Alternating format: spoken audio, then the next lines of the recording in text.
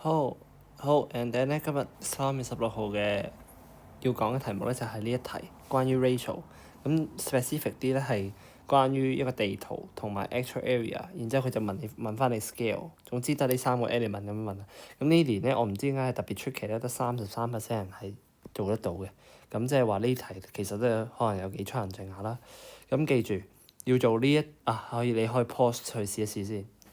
咁記住咧，做親呢啲你都係可以咁樣考慮。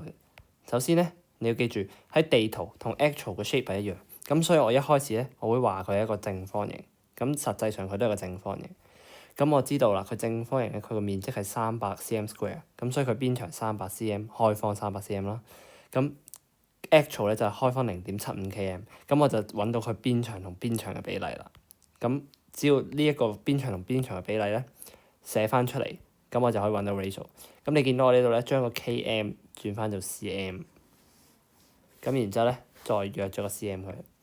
咁然之後下面呢一步咧，就係將左右一齊除開方300。